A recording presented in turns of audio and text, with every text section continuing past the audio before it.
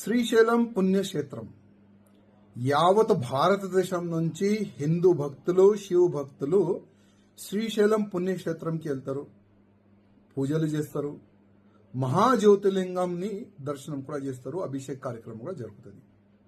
అట్లాంటి పుణ్యక్షేత్రంకి అపవిత్రం చేయడానికి ఎన్నో సంవత్సరాల నుంచి కుట్ర జరుగుతుంది.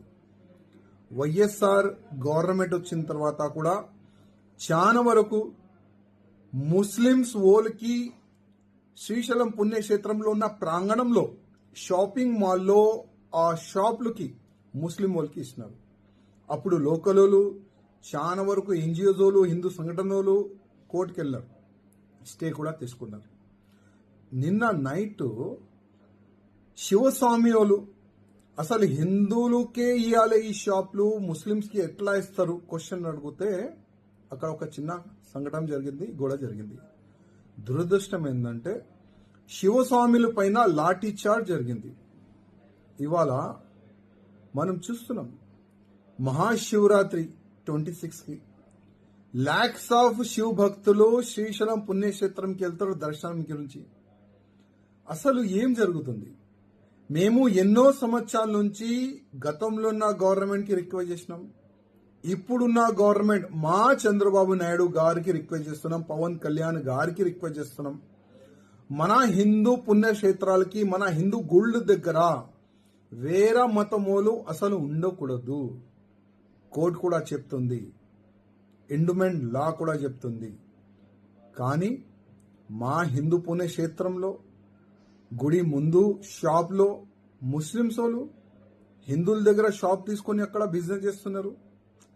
గతంలో కూడా ఇదే శ్రీశైలం పుణ్యక్షేత్రంలో ఇదే ముస్లింస్ వాళ్ళు ఆవు మాంసం తీసుకొని వచ్చినారు, పట్టుకున్నారు. వేరే వేరే మాంసం తీసుకొని వస్తే కూడా వాళ్ళకి పట్టుకున్నారు, మద్యం తీసుకొని వస్తే కూడా పట్టుకున్నారు.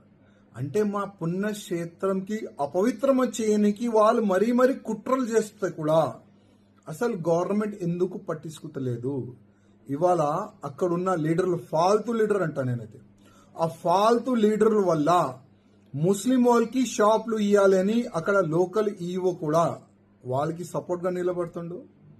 పోలీసోలు మా శివ స్వామిల పైన లాఠీ చార్జ్ చేస్తున్నారు. ఇది చాలా తప్పు.